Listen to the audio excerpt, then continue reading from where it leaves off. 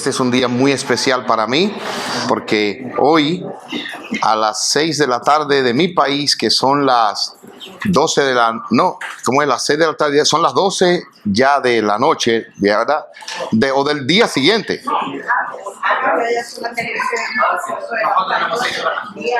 Exactamente, exacto. Aquí van adelante, ustedes van adelante. O sea, las 6 de la tarde de allá son 6 horas más allá.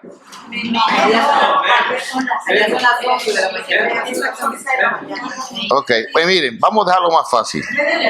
A las 6 de la tarde de mi país, esa joven y yo nos casamos hace 40 años, un día como hoy. Y yo estoy muy agradecido a Dios de ese regalo. Y Dios en su bondad nos tenía la sorpresa de estar hoy entre ustedes aquí. Y nada mejor que poder compartir juntos la palabra de Dios y meditar en estas verdades. Sirvo allá en la iglesia Northridge, en el centro de la Florida, y para mí un gran gozo estar aquí, ver que cantan canciones que cantamos, que cantan con ánimo, y conocerles es una bendición grande, una honra para mí estar aquí. Quiero especialmente agradecer al pastor Carlos y Gabriela que nos han recibido en su hogar, nos han dado una recepción maravillosa, igual a los pastores Luis y Abel, que también consintieron en que yo estuviera compartiendo la palabra con ustedes aquí hoy. Originalmente soy de la República Dominicana, servía ya unos 20 años, 19 años en el ministerio pastoral y ya tengo unos 20 años más en los Estados Unidos. Yo parezco de 30 años, pero no tengo 30 años, hermano. Ya no calculen para que no me pongan en apuros. Pero para mí es un gran gozo. Este mensaje que voy a compartir con ustedes, yo lo prediqué hace muchos años ya. Y para mi alma fue bueno.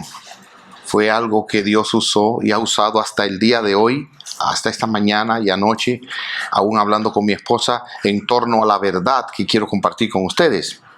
Y yo espero que el Señor, como dice su palabra, clave, afinque esto en sus corazones y esto quede ahí para siempre. Porque es una verdad que nos alienta, es una verdad que no podemos dejar pasar por alto en la bendita palabra de Dios. En Génesis capítulo 35, los versículos del 16 al 18 tienen el pasaje central del cual voy a hablar, pero quiero decirles que voy a estar leyendo la Nueva Traducción Viviente, que es la Biblia que usamos allá en la iglesia, y les pido disculpas por algunas diferencias que van a haber, muchas en las palabras que se usan, pero la traducción es muy buena. Dios nos ha concedido a mi esposa y a mí tener 3 hijas y 3 nietos, de manera que yo celebro que al día de hoy estoy casado con una abuela. Feliz. Y ella con un abuelo. Dice Génesis 35, del 16 al 18, así. Una vez que salieron de Betel, Jacob y su clan avanzaron hacia Efrata. Pero Raquel entró en trabajo de parto mientras aún estaban lejos de allí, y sus dolores eran intensos. Luego de un parto muy difícil, la partera finalmente exclamó: «No temas, tienes otro varón». Raquel estaba a punto de morir, pero con su último suspiro puso por nombre al niño Benoni, que significa hijo de mi tristeza. Sin embargo, el padre del niño lo llamó Benjamín, que significa hijo de mi mano derecha. Vamos a orar un momento. Padre nuestro, al leer esta palabra, hay tanto que ver aquí, y tu siervo es insuficiente. Ven y glorifícate, Señor Jesús, edifica tu iglesia, salva pecadores, consuela almas heridas. A pesar de la insuficiencia de tu siervo, ayúdame, oh Dios, a honrarte. Y te pedimos esto dándote gracias por todo, en el nombre de Jesucristo. Amén. El Dios a quien nosotros amamos muchas veces es un Dios que actúa de una manera que nosotros no podemos entender. De hecho, dice el Salmo 115 que compara los ídolos de las personas que tienen ojos mas no ven oídos tienen, mas no oyen, boca, mas no hablan. Dice específicamente en el versículo 3, nuestro Dios está en los cielos y todo lo que Él quiso ha hecho. En el libro de Daniel, Nabucodonosor fue humillado. Y cuando fue humillado, este hombre dijo cosas de Dios que son totalmente, absolutamente ciertas. Escúchelas bien. Cuando se cumplió el tiempo, yo, Nabucodonosor, levanté los ojos al cielo, recuperé la razón, alabé y adoré al Altísimo y di honra a quien vive, a aquel que vive para siempre. Ahora oigan cómo dice. Su dominio es perpetuo y eterno es su reino.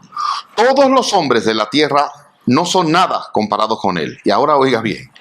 Él hace lo que quiere entre los ángeles del cielo y entre la gente de la tierra. Nadie puede detenerlo ni decirle por qué haces estas cosas. Dios es soberano, Él es Dios y nosotros no podemos entender todo lo que Él hace. Pero eso no significa que Él no esté obrando para su gloria y para el bien nuestro. Deuteronomio 29:29 también ustedes lo conocen. Dice, el Señor nuestro Dios tiene secretos que nadie conoce. En otras Biblias dice, las cosas secretas pertenecen a Dios en su trato. No se nos pedirá cuenta de ellos. Sin embargo, nosotros y nuestros hijos somos responsables por siempre de todo lo que se nos ha revelado, a fin de que obedezcamos todas las condiciones de estas instrucciones. Lo que significa es que Dios, siendo Dios, tiene secretos y cosas que solamente Él sabe y que nosotros no solo no las sabemos, sino que de este lado de la eternidad nunca las vamos a entender. Nunca. Y es que nosotros somos criaturas finitas, con un conocimiento totalmente, absolutamente limitado. Solo podemos estar en un lugar a la vez. Pero nuestro Dios está plenamente en todo lugar al mismo tiempo. Hay muchas cosas que nosotros usamos regularmente y no las entendemos. Yo no sé si usted entiende, pero yo le voy a poner un ejemplo. Esto que está aquí, le llaman teléfono inteligente. A mí me sorprende cuando viajo en campos y lugares remotos, encontrar campesinos con una choza de casita, pero tienen uno de esos. Y esto es algo maravilloso, porque por esa pantalla, no importa dónde yo esté, yo llamo a la mujer más hermosa que hay sobre la faz de la tierra, y la veo y ella me ve. Y no está conectado por nada, en tiempo real. Y yo no entiendo cómo eso funciona, pero yo lo uso. Y si usted entiende cómo eso funciona, le voy a suplicar que al final me lo explique. Y si eso que yo cargo en el bolsillo yo no lo entiendo, al Dios que me hizo a mí y que hizo al hombre capaz de hacer eso, mucho menos lo puedo entender. Entonces, si ustedes y yo estamos de acuerdo en eso, comenzamos bien. En esa perspectiva, yo voy a hablarles hoy del trato de la providencia de Dios, que no siempre podemos entender, pero debemos abrazar el que sí podemos entender. La palabra providencia, yo no voy a dar por sentado que todos ustedes conocen lo que significa la palabra providencia, pero voy a asumir que sí, solo permítame refrescarla. Una confesión de fe dice así: Dios, el gran creador de todas las cosas, oiga ahora, sostiene, dirige, dispone y gobierna a todas las criaturas, las acciones y las cosas, desde la más grande hasta la más pequeña, por medio de su sabia, santa providencia, según su infalible presciencia y el libre e inmutable consejo de su propia voluntad, para alabanza de la gloria de su sabiduría, poder, justicia, bondad y misericordia. Yo voy a ser honesto. Ni yo mismo me puedo recordar lo que yo acabo de leer. Pero yo se lo estoy afirmando, haciendo las bases para llegar a este punto. El atractivo de la providencia es que da a cada momento de nuestra vida, lo bueno, lo malo y todo lo que hay en el medio, un gran alivio sabiendo que nuestra vida no está en las manos de la suerte o la casualidad, sino en las manos de un Dios bueno, todopoderoso, soberano y que nos ama. Amén. Dice aquí finalmente esta confesión. Nos decimos que Dios tiene el control. Nosotros nos decimos a nosotros mismos en cualquier circunstancia, Dios tiene el control. Sin embargo, seguimos luchando por conectar el caos de nuestras vidas con la certeza del diseño de Dios. Es decir, ok, si Dios es bueno, Dios me ama y me pasa esto, ¿por qué? Si yo he hecho esto, ¿por qué me pasó esto? Si mis padres habían orado por esto, ¿por qué me pasó esto? Luchamos con esa tensión. Como criaturas finitas y caídas, a menudo no confiamos en que Dios nos conducirá, nos guiará y dirigirá según su voluntad buena y soberana. Amén. Es que nos vivimos mortificando y cargando. Pasó esto y pasó aquello. ¿Y por qué? Y si yo le dije y no me dijo. Y en eso caemos en ansiedad, depresión, amargura y conflicto permanente. Una de las razones por las que los cristianos han tratado durante mucho tiempo el tema de la providencia es para reforzar nuestra fe ante las incertidumbres de la vida. Ahora, créanlo o no, he terminado la introducción. Vamos al corazón del mensaje. Me sentí muy consolado cuando le pregunté al pastor Carlos qué tiempo tengo. Me dijo, predicamos 1 hora. Y yo no recuerdo cuando yo predicara tanto. De manera que mi esposa no está de acuerdo porque tiene 40 años oyéndome ya o más. Pero yo voy ahora a proponerme en el tiempo que tengo compartir con ustedes 3 cosas de ese momento de la vida de Jacob. El momento fue en que su esposa daba a luz a su segundo niño. Y ahí se murió de parto. Primero, una providencia estimulante en la vida de Jacob. En segundo lugar, una providencia aflictiva. Y finalmente, un modelo de parte de este hombre, una práctica ejemplar que todos debemos imitar. Una práctica ejemplar. Una providencia estimulante. Cuando hablo de providencia estimulante me refiero a esas cosas que comúnmente nosotros le llamamos bendiciones. Cuando alguien le dice, ¿cómo está? Bendecido. O cuando alguien le dice, que Dios te bendiga. No le está deseando enfermedad, no le está deseando problemas. Aunque Dios bendice a través de esas cosas. Pero le está deseando que le vaya bien. Por ejemplo, si nosotros morimos, somos bendecidos porque vamos a la presencia bendita de Dios, donde no hay lágrimas, no hay dolor, no hay llanto, ¿verdad? Pero usted se sorprendería si al despedirme yo hoy de usted le digo, hermano, espero que se muera antes de la próxima vez que yo vuelva por París. Pues, eso no se hace. No, al contrario. Aunque sea bendición, nadie ahora mismo está pensando así. Entonces, cuando hablamos de providencia estimulante, de bendición, son cosas que nos alientan, que nos hacen sentir bien, que nos gustan. Miren cómo dice el versículo que estamos leyendo. Una vez que salieron de Betel. Eso inmediatamente nos hace pensar que Jacob estaba de un lugar a otro. Se estaba moviendo. Y verdaderamente la vida de Jacob fue una vida parecida a la de todos nosotros porque él fue inmigrante en otro lugar. Y todos ustedes y yo somos inmigrantes, la mayoría. Y si no, hijos de inmigrantes, ¿verdad? Que han nacido aquí. Y este hombre se movió de un lugar a otro. Él disfrutó de esa providencia estimulante de Dios en muchas maneras. Algo que Jacob nunca leyó y quizás nunca supo, pero Pablo nos dice en Romanos capítulo 9, versículo 13, algo que pasó en la elección de Dios. Recuerdan que Jacob tenía un hermano gemelo llamado Esaú. Y dice allá el apóstol Pablo, el Espíritu de Dios, que Dios amó a Jacob y a Esaú aborreció. Suena duro, como que Dios aborreció. La idea es que es una manera de explicarnos. Dios es condescendiente. Él está tratando de comunicarse con nosotros y nos habla en términos que podemos conocer, ¿verdad? Entonces, la idea es que tuvo un amor especial sobre este que no tuvo sobre el otro. En fin, Jacob fue amado por Dios. Jacob fue amado por Dios. Yo le suplico que a la persona que tiene al lado usted le diga, Jacob fue amado por Dios. Hágame ese favor. Yo espero que todos estemos conscientes de que Jacob fue amado por Dios. Por lo tanto, todo lo que él pasó, usted tiene que ponerlo bajo la sombra de una persona amada por Dios. Y el hecho de que como Jacob, usted y yo encontremos aflicciones en esta vida, no significa que Dios no nos ama.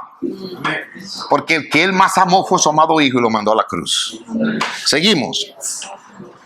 Noten lo que dice aquí la escritura en el contexto.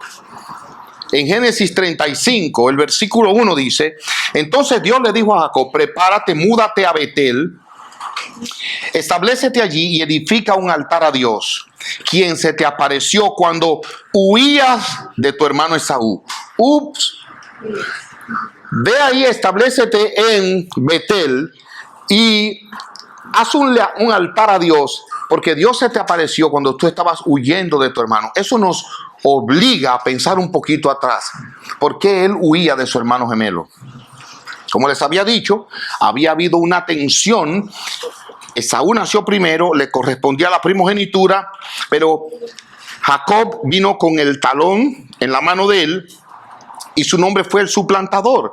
Y a partir de ese momento vemos un indicativo, siendo que Dios lo amó más, que esa primogenitura le caería a Jacob.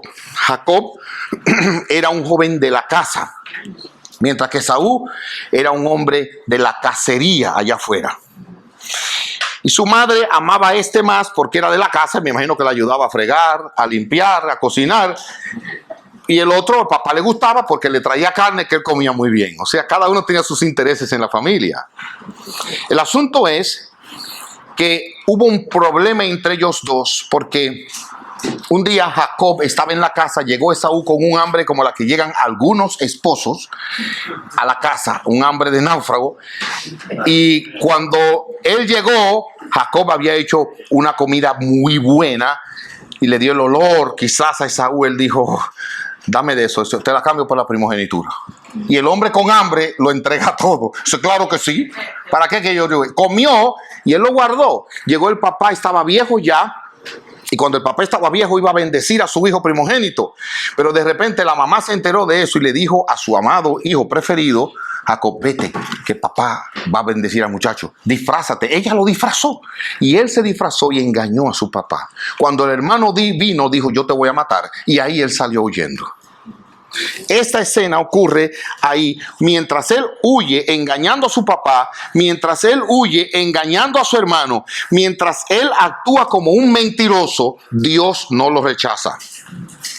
Dios no lo rechaza. La Biblia nos dice que en este momento lo que ocurre es que Dios se le aparece en un sueño.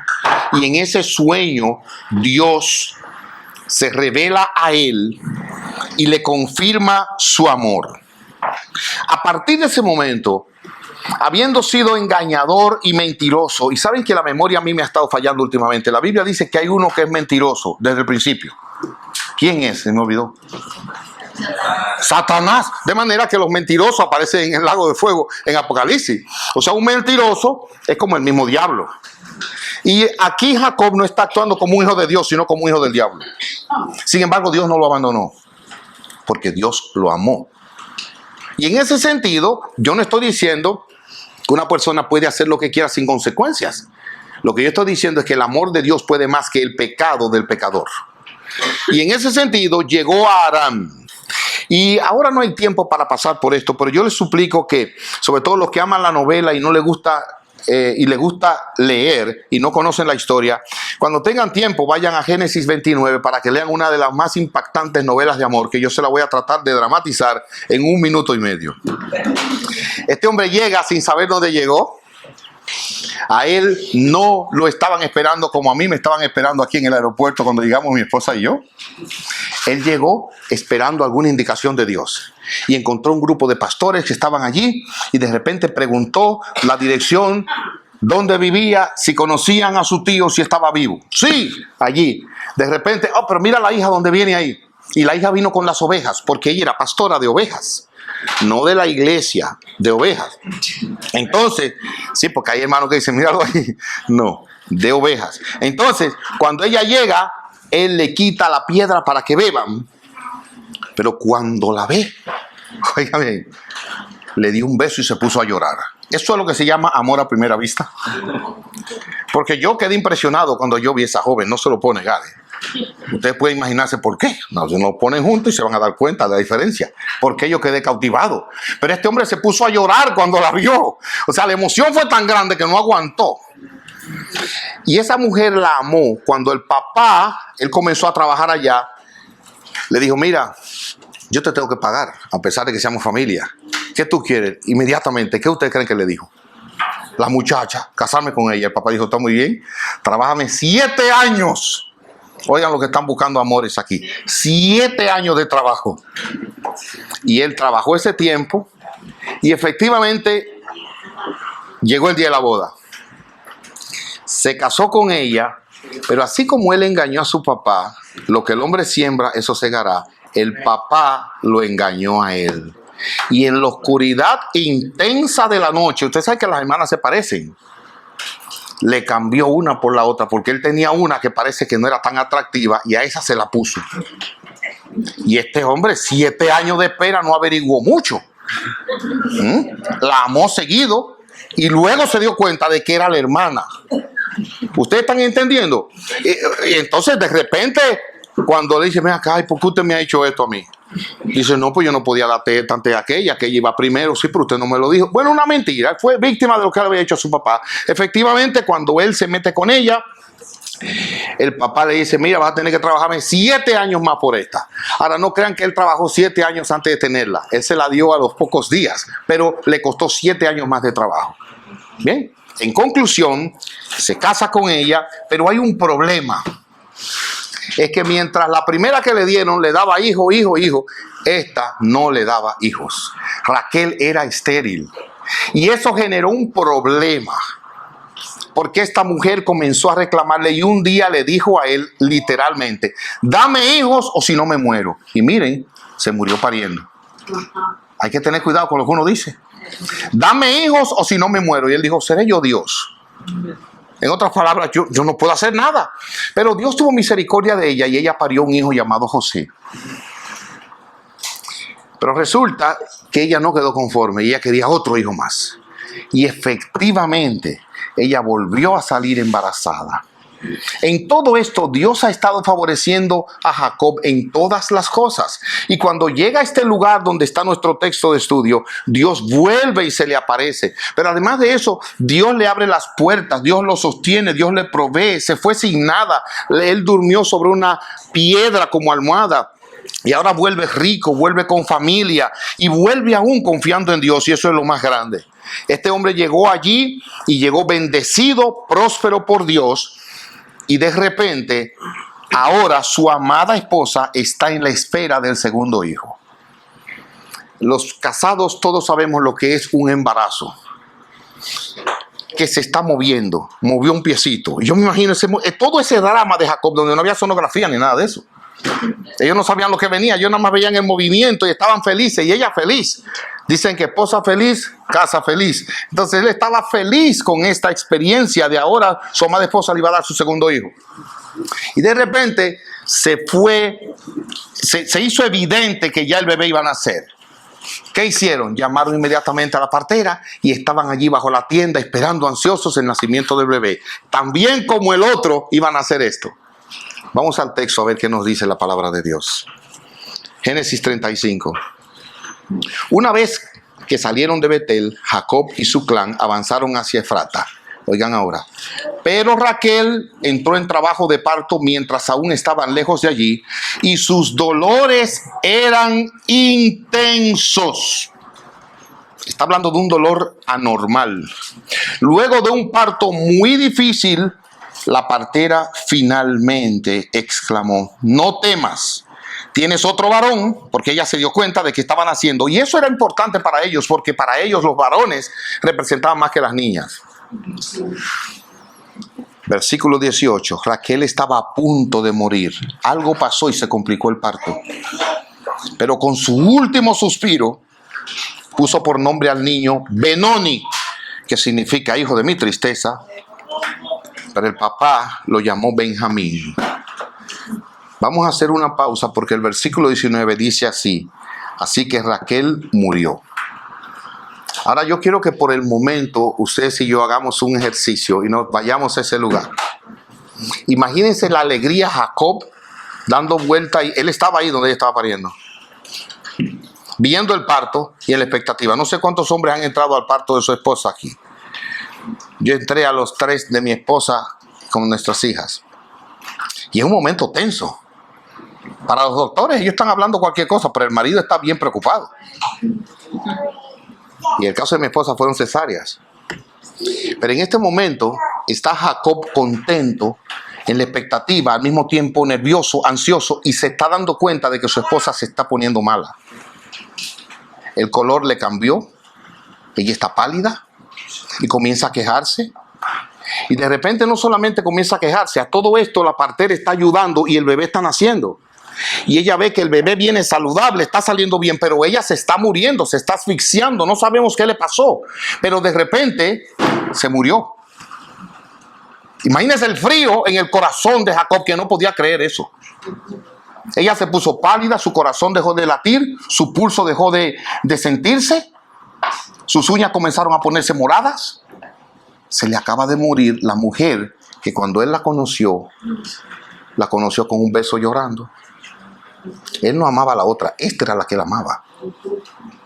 Oye, ¿y por qué un hombre que teme a Dios, un hombre que acaba de santificar su familia, un hombre que viene a adorar a Dios, que le construye un altar a Dios, un hombre al que se le aparece Dios, se le muere la mujer que él ama? ¿Por qué no se le murió la otra, que dicen que era Bica? ¿Por qué no la otra y se le muere esta que él ama? Dice que esta mujer era hermosa en su rostro y en su cuerpo. ¿Quién me lo explica? Nadie. Por eso les decía, las cosas que Dios hace nunca las vamos a poder entender completamente.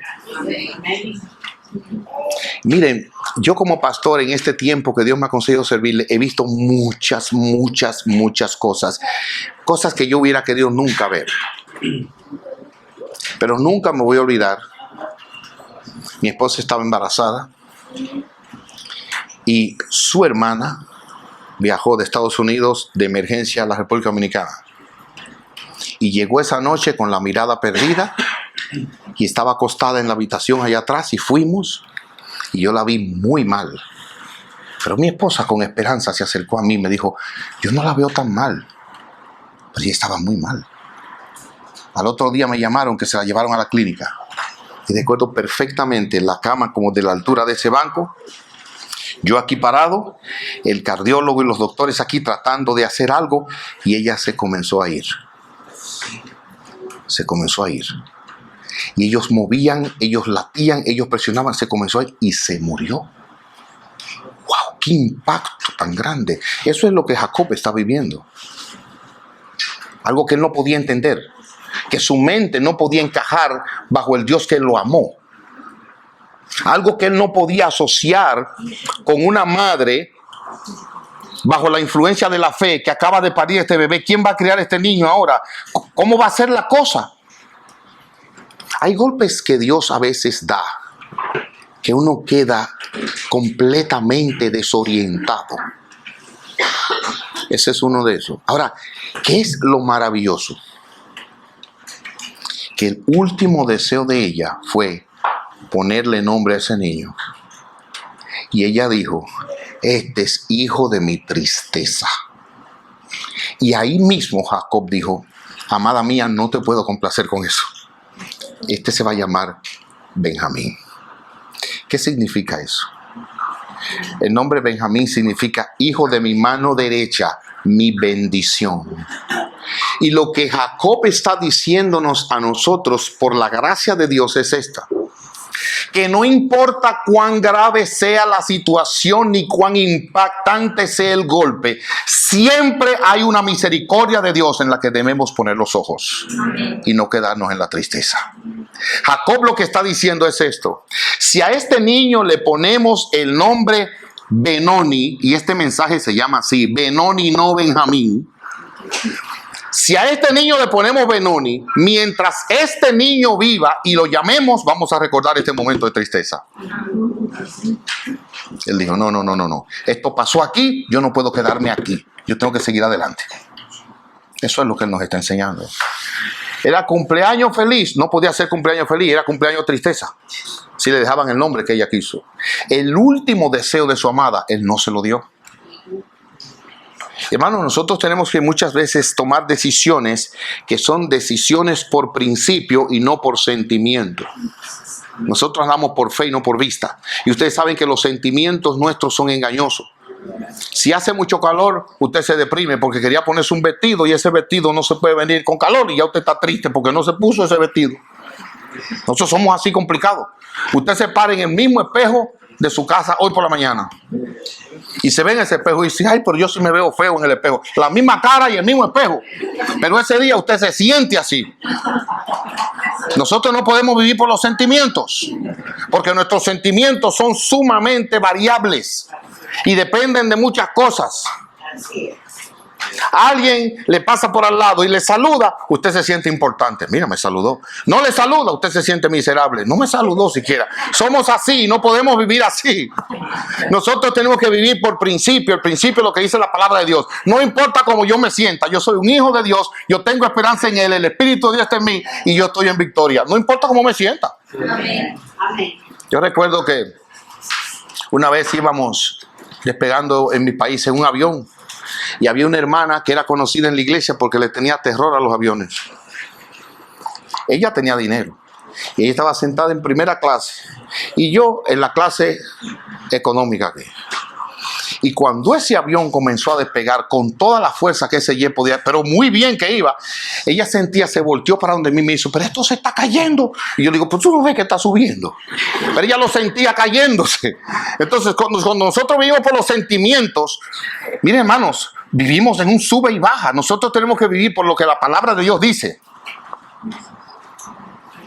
Me dicen feo, pero para Dios soy precioso. Él mandó a su hijo, entonces no importa cómo me digan.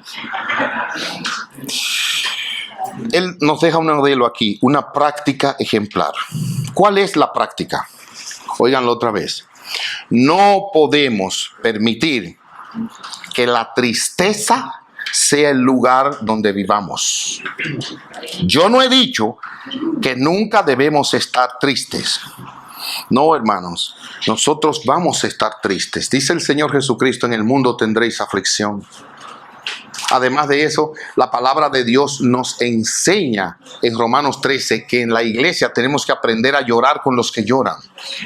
Pero también nos dice que tenemos que aprender a gozarnos con los que se gozan. El Señor Jesucristo, escuchen bien, lloró 3 veces en Getsemaní, ante la tumba de Lázaro y al ver la ciudad de Jerusalén. En ningún lugar se nos dice que se sonrió. Sabemos que sí se sonrió, porque los niños se acercaban a él. Y los niños no se acercan a personas de cara dura, hasta donde yo sepa. Pero nos dice que 3 veces lloró. De manera que nosotros vamos a llorar mucho. Es más, les voy a decir la verdad. ¿Saben por qué sabían que ese niño llegó saludable? Porque lloró. Todo el que está aquí, si nació y lloró, es como decirle, bienvenido a este mundo de llanto. Pero si no lloró, hay que llevarlo inmediatamente a un pulmonólogo a ver qué le pasa al niño porque no está bien. El ticket, la entrada, el ID, la foto tiene que salir llorando. Y nos despiden de este mundo llorando. Este es un mundo de lágrimas. Pero lo que vamos a ver aquí, lo que nos está enseñando Jacob es que no podemos quedarnos ahí. Tenemos que salir de la tristeza. La tristeza va a durar la noche, pero ahí viene el día en que podemos y debemos alegrarnos en nuestro Dios. Oigan cómo lo dice un comentarista, Matthew Henry. Debido a que Jacob no traería el recuerdo triste de la madre muerta cada vez que llamaran al niño, cambió su nombre y le llamó Benjamín. Claro. Él fue un hombre muy bendecido por Dios. Y en ese momento en particular, él dio un ejemplo. No todo lo que Jacob hizo fue bueno, pero en este caso lo hizo bien. Y voy a algunas palabras de aplicación. En primer lugar, Jacob era como nosotros, A veces uno lee de estos hombres en la escritura y usted lo idolatra y piensa que no es como uno. Jacob era igualito que nosotros. Quizás no comía lo mismo que nosotros, pero era igual que nosotros. Para que ustedes tengan una idea, A mí me llama muchísimo la atención cuando José llega a Egipto. Y ya ustedes conocen el drama de los hermanos allí, cómo él finalmente revela a los hermanos, pero José manda a buscar a su papá. Y cuando Faraón llega allá, José muy feliz se lo presenta al Faraón. Faraón, mire mi papá. Había sido arrancado de su papá y él estaba feliz. Y cuando Faraón lo saluda, oigan la respuesta de Jacob. José trajo a su padre Jacob y lo presentó a Faraón. Y Jacob bendijo a Faraón. Entonces, Jacob le preguntó el Faraón sobre su edad. Y Jacob respondió a Faraón, oigan, los años de mi peregrinación, o sea, de lo mucho que he caminado, son 130 años. ¿Oyeron bien? No fue un error. 130 años llevaba él vivo. Y ahora, oigan el apellido que le puso. Pocos y malos. ¿Ustedes creen que 130 son pocos? Pero él era un hombre como nosotros, que en un momento podía tener un pensamiento pesimista. Cuando se llevaron a José y vinieron los hermanos a buscarlo, ¿qué dijo él? Todo esto es contra mí. Jacob, te equivocaste, todo esto es a favor de ti. Tú te vas a encontrar con José pronto. O sea, este es un hombre como nosotros, por lo tanto, lo que él hizo, usted y yo lo podemos hacer con la ayuda del mismo Espíritu de Dios. Tómelo en serio. En primer lugar, nunca debemos permanecer por mucho tiempo en un estado de tristeza. Yo no dije en ningún momento, yo estoy diciendo no quedarnos ahí. Hay que sacudirse. Y de paso quiero dar una nota aquí. Yo me fascino en la manera en que Dios combina las parejas. Nos hace tan diferentes. ¿Usted se ha dado cuenta? En la iglesia hay personas, mire, que la mujer es un cascabel.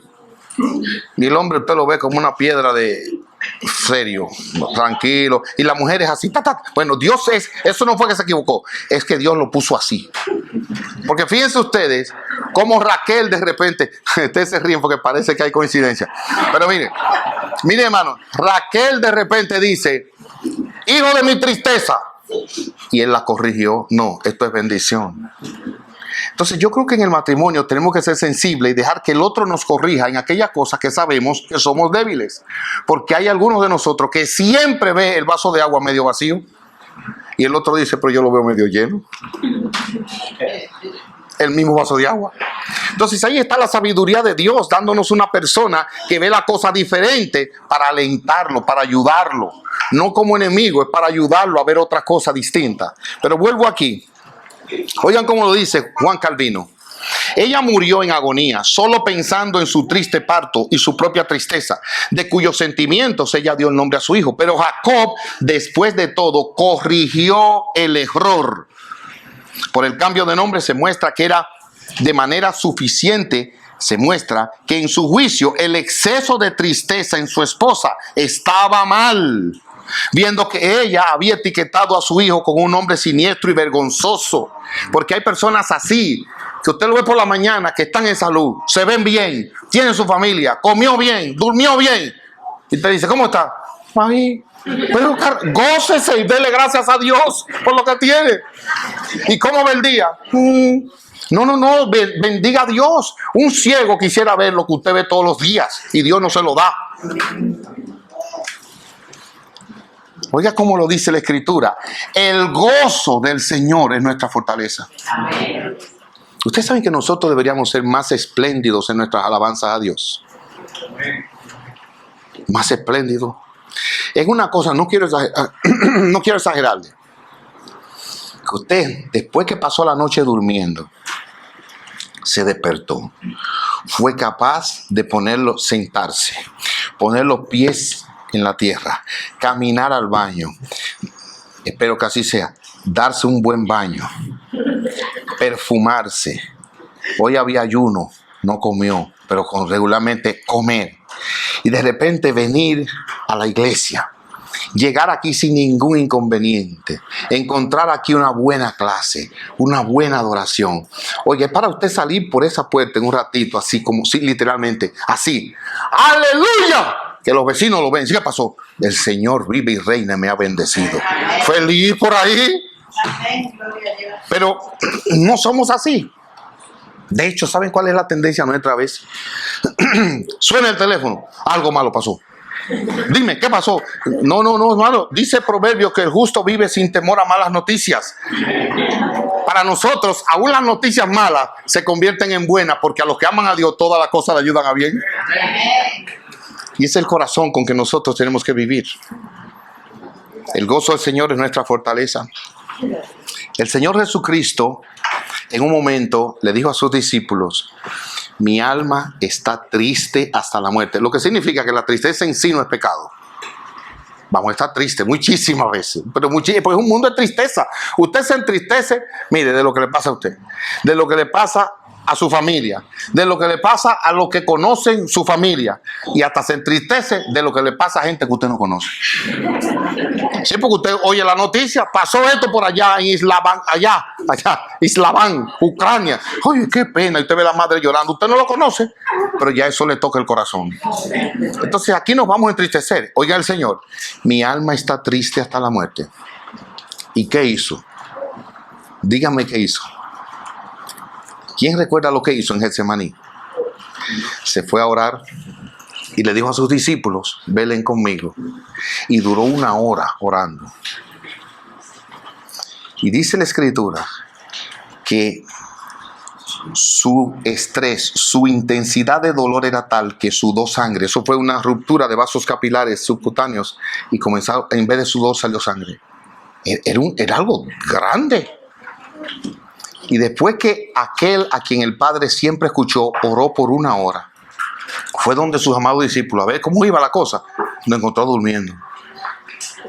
Y en vez de decirle: abusadores, insensibles, irresponsables, yo les serví todos estos años, le di comida, lo estoy usando, y miren cómo, no, digan como dijo. Traten de velar conmigo, pero yo sé que el espíritu está dispuesto, pero la carne es débil. Oren por mí. Y ahí se volvió a ir. Y así oró 3 veces. Si él tuvo que orar 3 veces y no se paró de ahí hasta que no puso el gozo delante de él para ir a la cruz. Por lo tanto, hay momentos en que usted tiene tristeza y está decaído. Llame a su esposo, llame a su esposa, llame a los hermanos. Oren por mí porque estoy triste. Y yo no puedo quedarme aquí. Yo tengo que salir en victoria en el nombre del Señor, porque Él dice: estén siempre gozosos. Eso es una orden. Regocijaos en el Señor siempre. Otra vez os digo, regocijaos. Esos son órdenes, no es una opción. Miren, no hay nada más decepcionante que un verdadero cristiano, por quien Jesucristo murió, por quien todos sus pecados han sido perdonados, heredero de la salvación y la vida eterna por toda la eternidad, que viva triste, aburrido y deprimido. Ahí hay un problema profundo. En medio de la más oscura, esta es la segunda aplicación, en medio de la más oscura providencia, siempre hay un rayo de la misericordia de Dios que debemos considerar. Hermanos, nosotros tenemos que desarrollar la gracia de encontrar la bondad de Dios y la misericordia de Dios en todas las cosas. No escogemos la providencia, pero sí escogemos cómo interpretarla. Tenemos que desarrollar esa gracia de buscarle la vuelta para terminar en victoria en Cristo. Oigan a Pablo. 2 Corintios 4. Mírenlo bien. El mal y el bien. El mal y el bien. Dice Pablo: ahora tenemos esta luz que brilla en nuestro corazón, pero nosotros mismos somos, como frágiles vasijas de barro que contienen este gran tesoro. Somos vasijas de barro, pero llevamos un gran tesoro. ¿Lo ven? El mal negativo y el positivo. Esto deja bien claro que nuestro gran poder proviene de Dios, no de nosotros mismos. Oigan, por todos lados nos presionan las dificultades, pero no nos aplastan. Estamos perplejos, pero no caemos en la desesperación. Somos perseguidos, pero nunca abandonados por Dios. Por favor, vean el patrón. Somos derribados, pero no destruidos. Mediante el sufrimiento de nuestro cuerpo sigue participando de la muerte de Jesús, para que la vida de Jesús también pueda verse en nuestro cuerpo. Se ve la muerte de Jesús y también la vida de Jesús. Es que yo no sé por qué hay personas que piensan que somos pecadores. Sí, somos pecadores. Y por lo tanto, usted habla con ella y dice, hermano, ¿cómo está? Oh, mi hermano, luchando con mis pecados. Usted sabe que la carga, yo soy miserable de mí, como decía Pablo. ¿Quién me librará de este cuerpo de muerte? Algún día en el cielo será, pero por el momento es una lucha permanente. Yo he estado sintiendo y luchando con estos sentimientos. Eso es verdad, pero termina, aterriza. ¿Cuál es la? Pero el Señor Jesucristo murió por todos mis pecados, me limpia de toda maldad y todo lo puedo en Cristo que me fortalece. Ahí es que termino yo. Pero no salga de ahí. Déjeme seguir leyendo a Pablo para que a ver si termino a tiempo. Oigan esto. Dice Pablo: así que vivimos de cara a la muerte, pero esto ha dado como resultado vida eterna para ustedes. ¿Lo ven? Más adelante, hermanos, no puedo seguir leyendo la cita completa para poder terminar. Yo espero que ustedes y yo estemos claros en que no podemos quedarnos en la tristeza y tenemos que aprender a mirar la providencia. John Flavel, un puritano, escribió sobre la providencia. Y escuchen cómo él nos guía para meditar en la providencia. Ustedes ven que yo les dije todas las cosas buenas que tuvo Jacob. Nosotros estamos rodeados de muchas cosas buenas, lo que pasa es que no nos damos cuenta. Yo tuve COVID y me estuve muriendo. Se me inflamó el cerebro, se me inflamó el nervio óptico al principio de la pandemia. Papá vivía con nosotros, papá murió. Y cuando yo tenía COVID, yo no podía hacer así, mire. No podía hacerlo. Hacía así y era como respirando por un tubo de 1 pulgada que estuviera a 10 metros por allá. Usted sabe la bendición que hace así. Y buena nariz que me ha dado Dios de paso. Pero mire, usted sabe la bendición que puede hacer eso. Hágalo y dele gracias a Dios ahí. Mire, mire qué sencillo. Vamos. 1. Gracias, Señor. Gracias, mi Dios. Gracias. Mire qué sencillo se la puse. Dice John Flavel: ocúpate en obtener un reconocimiento tan pleno y completo como sea capaz de la providencia de Dios sobre ti de principio a fin. Miren, hermanos, yo no sé de dónde han salido muchos de ustedes, pero piense de dónde usted salió. ¿En qué loma? ¿En dónde fue que usted nació allá? Y cómo Dios ha venido conectando las cosas para traerlo a París. Amén. Y mire dónde está usted ahí sentado.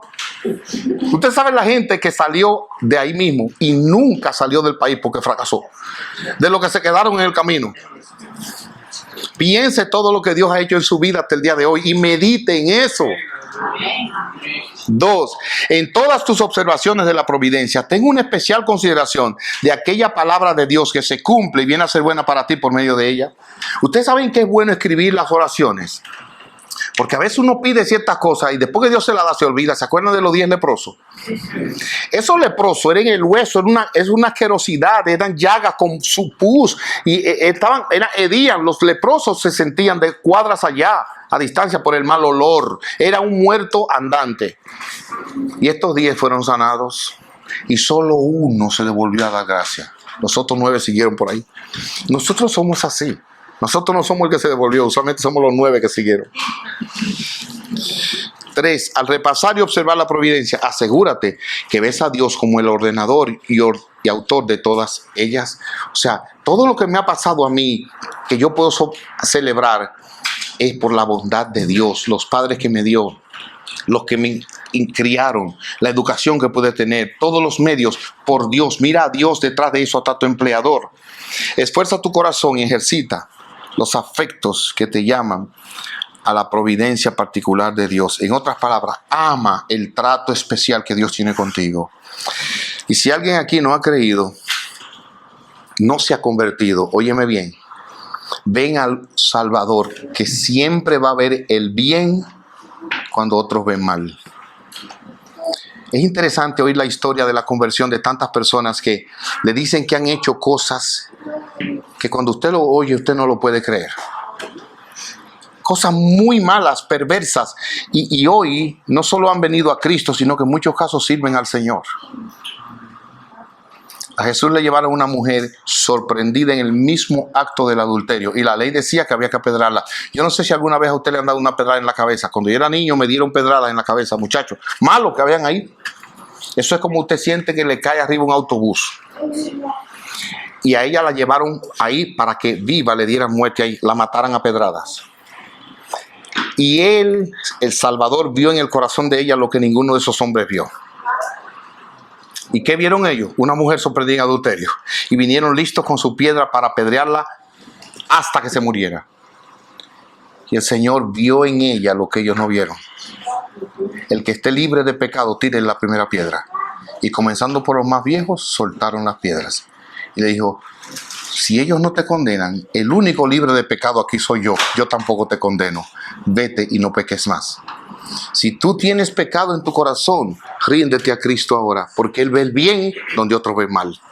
Aunque tú mismo te digas o tú misma te digas, yo no sirvo, puede que Él diga, sí, para mí tú sirves, porque Él sabe usar lo que no sirve para su gloria. Él sabe usar lo que nadie quiere para su sola gloria. Y por eso dice Pablo a los Corintios, mírense quiénes son ustedes. Ustedes no son nadie. Y qué bueno que no somos nadie. Para que cuando hagamos algo no puede decir, no, eso lo hice yo porque yo soy. Miren, yo vengo de la realeza. No, usted, ¿quién es usted? José García. Vayan a buscar en Google 1 millón de José García hay ahí. Si usted sale por ahí y dice, ¿quién predicó ahí? José García. Nadie sabe quién soy yo, gloria a Dios. Pero a pesar de no ser nadie, el Señor se agrada en usarme en el círculo donde yo estoy, aunque seamos 2 o 3. Dele gracias a Dios por eso. Y si tú no has creído, arrepiéntete y cree en Jesucristo, para que Él haga alguien de ti viendo el bien cuando todo el mundo ve el mal. De lo contrario, va a terminar en un lugar donde es tinieblas y donde no hay ninguna misericordia. Después que la gente se muere, no hay purgatorio. Se murió, se acabó. Ahora es la oportunidad. Vamos a orar. Padre nuestro, te damos muchas gracias por tu bondad. Y gracias porque tú has obrado en nosotros de una manera maravillosa, de tal forma que cada uno de nosotros puede ciertísimamente ver tu misericordia en muchas cosas de nuestra vida. Te damos gracias, oh Dios. Te pedimos que esta palabra quede clavada en el corazón para que no importa la situación en que estemos, siempre busquemos tu bondad y tu misericordia en medio de ella. En el nombre de Jesucristo. Amén.